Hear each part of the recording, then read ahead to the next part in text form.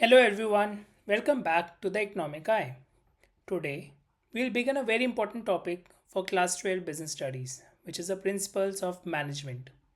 These principles help us understand how managers think, how they make decisions, and how organizations run smoothly. So let's dive in and explore them in a simple and detailed way. Principles of management are basically fundamental truths or guidelines that managers follow in different business situations.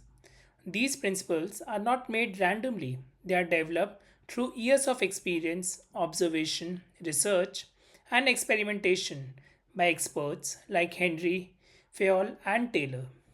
They act like a guiding map for managers, helping them plan, organize, direct, and control activities in a systematic way.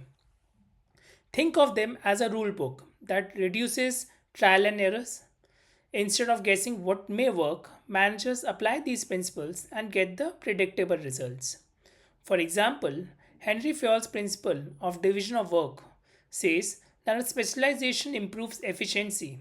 If every employee focuses on one type of work, they become skilled and fast, just like a chef who cooks food every day becomes perfect in that task.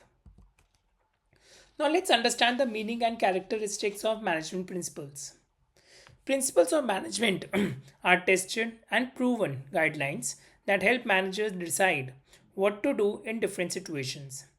They are not rigid laws but flexible directions. One important characteristic is that these principles have universal application. This means they work in all organizations, large or small, business or non business, hospitals, schools, government offices, everywhere. For example, the principle of unity of command, which says one employee should receive instruction only from one boss, is applied in corporate offices, hospitals, and even schools. Another characteristic is that these principles serve as a general guidelines. They show directions but do not give exact steps. For example, the principle of discipline tells us that the rules must be followed and behavior must be consistent.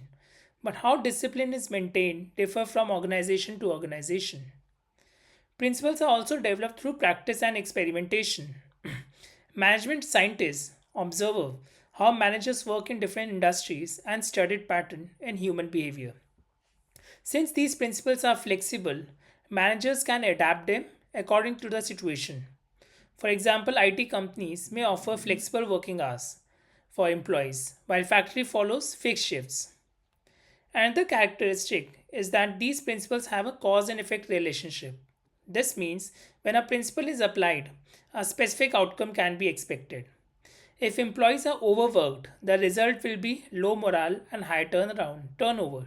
If incentives are given, motivation improves. Lastly, the principles are behavior in nature, meaning they revolve around human behavior and organizational dynamics. Now, let's explore the difference between principles, techniques, and values. Principles of management are broad guidelines that help manager decide what to do.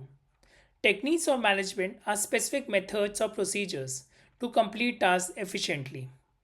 For example, time and motion study is a technique used to find the best method of doing a job. Values, on the other hand, are deep rooted personal beliefs that guide a person's behavior. They define what is right and wrong. For example, integrity is a value. If a manager has integrity, they will not manipulate records or hide information.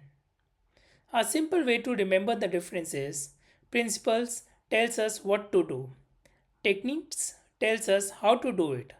And values tells us why you behave in a certain way. Now let's understand why principles are needed in management. Firstly, they provide structured guidelines. They act like a roadmap that reduces confusion and help managers take decisions confidently. For example, when employees receive conflicting instructions from multiple seniors, applying unity of command help avoid confusions. Second, principles help improve efficiency because they encourage proper division of work, specialization, and correct allocation of jobs. In a restaurant, when the chef cooks, the waiter serves, and the cashier handles bills, The whole process becomes fast and smooth. Third principle leads to scientific decision making. Managers rely on facts, logic, and research instead of guesswork or personal bias. For example, hiring decisions are based on skill analysis, not favoritism. Fourth, principles allows managers to adapt to changing environment. Because the principles are flexible, organizations can adjust to new technology, new market trends, and unexpected situations. For example, during the pandemic, work from home became possible using principles of flexibility and decentralization. Fifth, principles helps in training and management education. Students studying MBA, BBA, and even business studies learn these principles to understand the real workplace problems. Six, principles improve coordination and teamwork. They ensure all departments work towards a common organizational goal. For example, sales and production team align their targets using unity of direction. And finally, principles help managers predict employees' behavior.